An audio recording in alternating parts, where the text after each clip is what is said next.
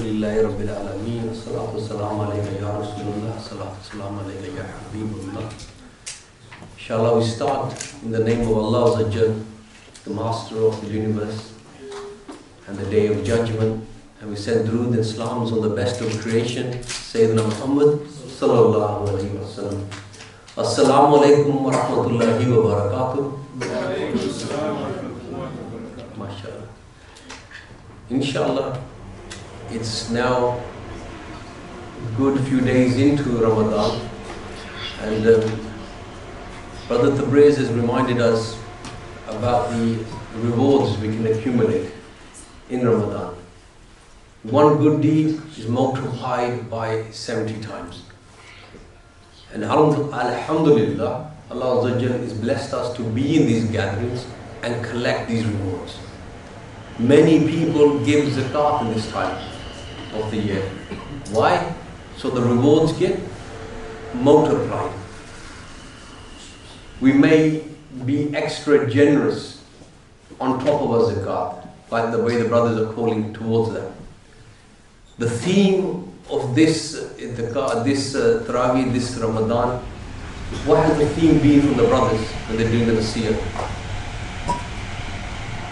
Breaking bad habits. Normally people talk about rewards in Ramadan, but these brothers here, they've been talking about making and breaking bad habits. Let's fast forward. Imagine you died. You're going to die. If you don't know that reality, let me tell you, you will die, my brother and sister. Then you will be raised on the Day of Judgment. Then the scales will be brought forward.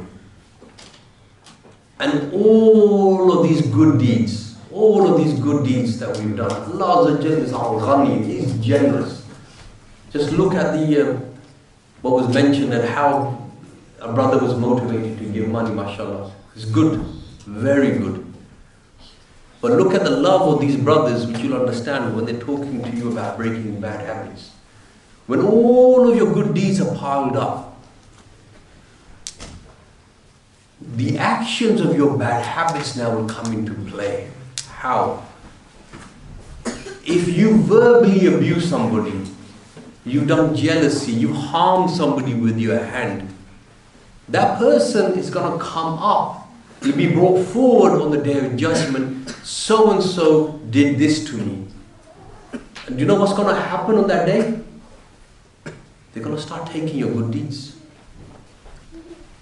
All of that wealth of good deeds that we built up, that bad use of our tongue, we've cursed somebody, slandered somebody, backbitten about somebody. We think we've done that behind closed doors. Allah knows it's been written down. It's going to manifest itself on the Day of Judgment. A claim will be made. That pile of good deeds, imagine this pile of good deeds is going down and down and down until there's nothing left. Doesn't stop there. You heard of the concept of bankrupt? When a business goes bankrupt, it's in negative. It's made a lot of money, but then it's lost. It's not come out with zero. You run out of good deeds now.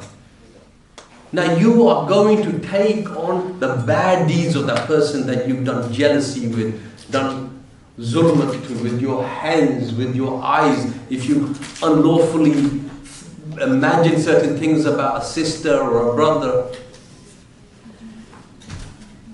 Jealousy is such a bad deed to say. Imagine that money the brother was giving. Jealousy is so bad. Think of the money, those notes, as good deeds. Jealousy is like throwing those notes of good deeds in the fire. It burns it that quick.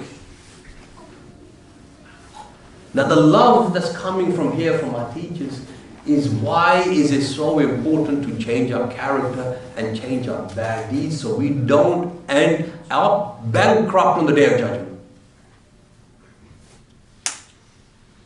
Allah is super generous. Just smiling in this month here, your deeds are going to go up and up. Allah has made you people of generosity. You learned that from your parents. You are giving people. That's why you are here. And that's why when someone moves you, your heart pricks and it gives. But my brothers and my sisters, let's not be left bankrupt on the day of judgment. Something positive about the month of Ramadan. When all your good deeds have gone, just imagine, all your good deeds have gone. And this person here is like, but he did this to me and this to me. And the angels will come down, right? He did fasting in the month of Ramadan. MashaAllah, everyone's been fasting here, yeah? And the angels was like, he's done fasting. Let's give those over to him. So what will happen on that day? Do you know how much? Because Allah loves you on that day as well. Allah said to the angels, those fasts that they kept, they did it just for me. Those fasts I will take. They were done for me. I will compensate for him. Beauty of Ramadan. The beauty of fasting. The beauty of sincerity. Allah will compensate. Fasting and salah, they say, you have those strong, you can fly across the sirat towards paradise.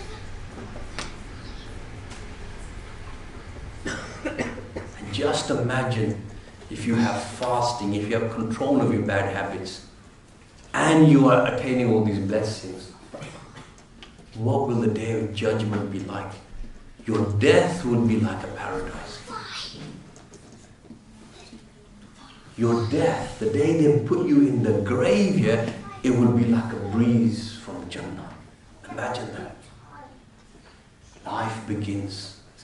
We think life ends, but that's when life begins.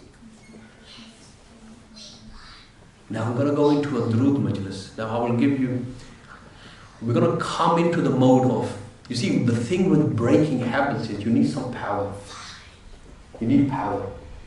What does zikr and muraqabah, meditation, mindfulness, what does this do for you? It fills your battery of willpower. It brings a light or nur. Every time you leave a good gathering, any zikr, we do it in the masajids, you do it here, you do. Don't you feel good afterwards? But that's like charging. That's that charging. That charging, you're supposed to do something with it. Well, I'll get Brother Mohsen to put up the name of Allah, and I will go in a little bit more detail on how we can practice this charging. Because once you are able to be in this collective muraqabah is a way to charge ourselves collectively. It has its barakah, beautiful barakah. Because somebody here, the children here, the brothers with the grey beards, the innocents, through their barakat here you can get supercharged. Special angels come at Tarawih. They don't come at any time. They come at the time of Tarawih and these gatherings. They don't come again. And if you are mindful that Allah is with me, seeing me and hearing me, the touch of the angels can illuminate you. Some angels come to punish. But in these nights, in these gatherings, angels of mercy and barakat come. And if we can make this our practice, because what happens when somebody stresses us? The whole idea of let's say you're a parent, your children, how many of us lose our cool that quickly and start shouting and screaming? Let alone anybody else. How many of you have suffered from angry fathers and mothers? Now, if we want to break the cycle of habits of this year, become people of mindfulness, muraqabah, meditation, zikr. As soon as something stresses you, your automatic response is, Allah's with me, seeing me, hearing me, hold, pause. The power increases your willpower to pause before you react with anger, before you say something you regret.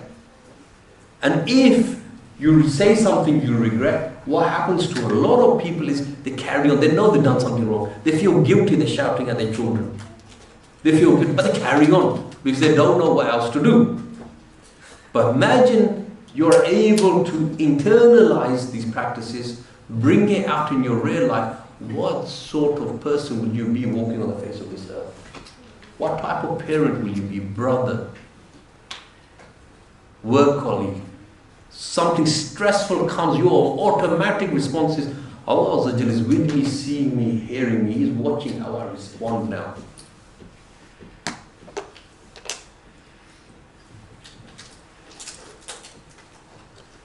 And in this zikr that we'll do together, when the nasheed is played, that's the time. You see, the imagination and the mind is super powerful that Allah has given us.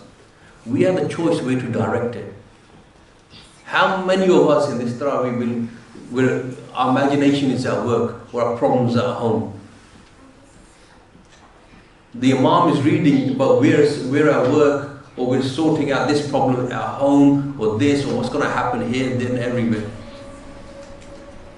Just like, God, let me take you back, just like Allah said, when you fast for the sake of Allah, these zikr gathering now that we're going to do in a moment, refresh your intentions. Allah, this is for you. This is your moment with Allah.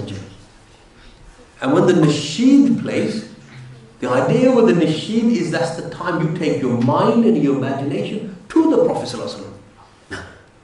Imagine you in Medina. Your imagination is very, very powerful. You can sit there, look at everybody else's faces, or you could not give a damn. You know what? Allah, I'm with you. I don't care who's looking at me. That's why we turn the lights on. If your imagination goes somewhere else, problems at work or anything like this, or some stresses that you're going through, this is the time. You don't fight it.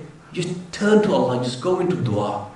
Allah, this keeps coming to my mind. My financial problems, my problems at home, my worries of my children, my worries of my health. In these gatherings, talk to Allah. Allah, you'll alleviate this. This is at the forefront of my mind. You have people of Muraqabah sitting next to you. You have angels in and around you that dua can hit very hard. So these are some mindsets of how you do the Muraqabah. So we'll bring some sunnah into it, inshallah. So if you turn some of the lights off, I'll set the scene, and then we'll get Imam Tai to lead us in the zikr, inshallah. So the more sunnah you bring in, the more we bring that environment of the serenity, the faz, the nur starts coming down. First sunnah is, Brother Shokit, if you get people to sit in a semicircle, yeah? Get the first one right, yeah? Semicircle here, and then everybody else follow, yeah? Inshallah. So if you come forward, just get the semicircle here. They've got the youngsters are looking very tight. And if you're old, like these young guys here, you can sit near the wall. You can help your back, yeah? Ali, come forward. If you've got back issues, that's fine. But make a nice semicircle, yeah? So what we're doing here, we're creating the atmosphere of the time of the Sahaba with the Prophet ﷺ.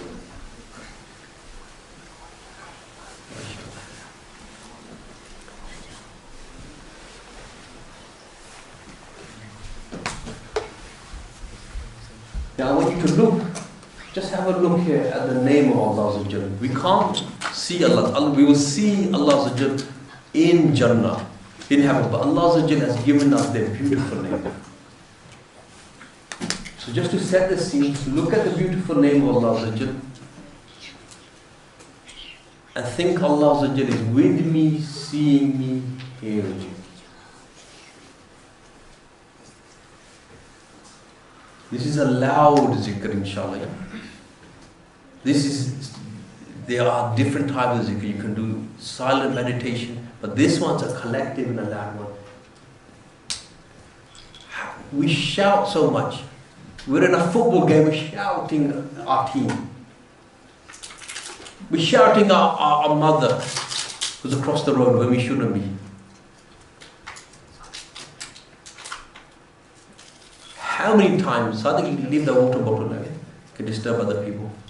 How many times have we thought about calling out to Allah? We are the slaves and the servants. Call to Allah. We're shouting to our bosses. We're calling out to all of these people for help.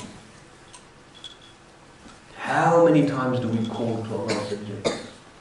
We become shy here, but we're not shy outside. It's just you and Allah. These are some of the etiquettes. Zikr. Let the world hear your voice.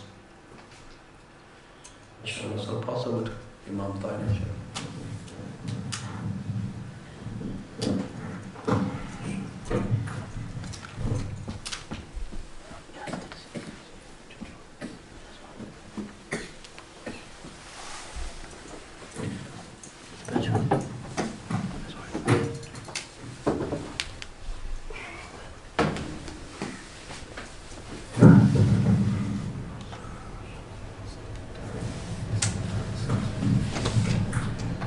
As Tahir gets ready to start to get into the mindset now.